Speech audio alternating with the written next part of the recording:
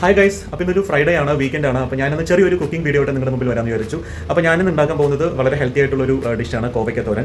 കോവയ്ക്ക അറിയാം, നമുക്ക് വളരെ ഹെൽത്തി ആയിട്ടുള്ളൊരു പച്ചക്കറിയാണ്. എല്ലാവർക്കും, കുട്ടികൾക്കും എല്ലാവർക്കും കഴിക്കാൻ പറ്റുന്ന ഒരു സംഭവമാണ് കോവയ്ക്ക. അപ്പോൾ ഇന്ന് നമുക്ക് ഒരു കോവയ്ക്ക തോരൻ ട്രൈ ചെയ്യാം. അങ്ങനെ കോവയ്ക്ക തോരൻ ഉണ്ടാക്കാൻ വേണ്ടിയിട്ട് ലുലുന്ന് വാങ്ങിച്ച ഫ്രഷ് ആയിട്ടുള്ള കോവയ്ക്ക് ഞാൻ അരിഞ്ഞ് വൃത്തിയാക്കി വെച്ചിട്ടുണ്ട്. പിന്നെ അതിൻ്റെ കൂടെ തന്നെ കുറച്ച് വെളുത്തുള്ളി എടുത്തിട്ടുണ്ട്, 2 വെല്ലുള്ളി എടുത്തിട്ടുണ്ട്, അതുകൂടാതെ തന്നെ 2 പച്ചമുളക് ആൻഡ് കറിവേപ്പില. എൻ്റെ കിച്ചൺ കണ്ട് ആരും തെറ്റിയിരിക്കേണ്ട, ഞാനൊരു ബാച്ചിലർ ആയതുകൊണ്ട് തന്നെ ഇങ്ങനെയൊക്കെ വൃത്തി പ്രതീക്ഷിച്ചാൽ മതി. എന്നാലും എന്നെ കൊണ്ടാവുന്ന പോലെ ഞാൻ അങ്ങനെ വൃത്തിയാക്കി വെക്കാറുണ്ട്. പിന്നെ ഇത് ഞാൻ നാട്ടിൽ നിന്ന് കൊണ്ടുവന്ന നല്ല ശുദ്ധമായ വെളിച്ചെണ്ണയാണ്. അപ്പോൾ ഇതുകൊണ്ട് നമ്മളിന്ന് കോവയ്ക്ക തോരൻ ഉണ്ടാക്കാൻ പോകുന്നത്. അപ്പോൾ നമ്മുടെ പാൻ നല്ലപോലെ ചൂടായി വന്നിട്ടുണ്ട്. നമുക്ക് അതിലോട്ട് കുറച്ച് വെളിച്ചെണ്ണ ഒഴിച്ചു കൊടുക്കാം. വെളിച്ചെണ്ണ ഒഴിച്ചു കൊടുത്തു. നമുക്കൊന്ന് വെയിറ്റ് ചെയ്യാം, വെളിച്ചെണ്ണ ഒന്ന് ചൂടാവുന്നവരെ. അതിനുശേഷം നമുക്ക് കടുകും കറിവേപ്പിലയും കുറച്ച് വറ്റൽ മുളക് നമുക്ക് ഇതിലോട്ട് ഇട്ട് കൊടുക്കാം. ചുവന്ന മുളക്.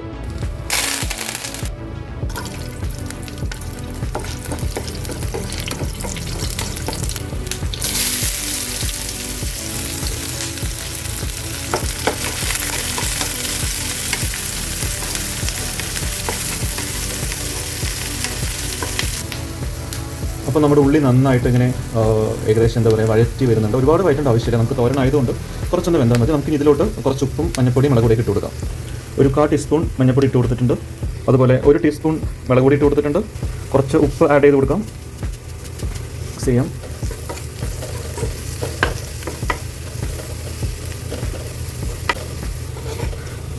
ഈ നന്നായിട്ട് മിക്സ് ചെയ്യുന്ന സമയത്ത് നമ്മുടെ ഈ മസാലേഴ്സിൻ്റെ, അതായത് മുളക് പൊടി, പിന്നെ അതുപോലെ തന്നെ മഞ്ഞപ്പൊടി, അതിൻ്റെയൊക്കെ ഒരു പച്ചമണം മാറുന്ന വരെ നന്നായിട്ട് നമ്മളിങ്ങനെ ഇളക്കി കൊടുക്കണം. ഇതിലോട്ട് നമ്മൾ കട്ട് ചെയ്ത് വെച്ചിരിക്കുന്ന പച്ചമുളക് കൂടി ഞാൻ കുറച്ച് ഇട്ട് കൊടുത്തിട്ടുണ്ട്. എന്നിട്ട് നന്നായിട്ട് നടക്കാം. ഇനി നമ്മൾ കഴുകി വെച്ചിരിക്കുന്ന കോവയ്ക്ക് നമുക്ക് ഇതിലോട്ട് ഇട്ട് കൊടുക്കാം.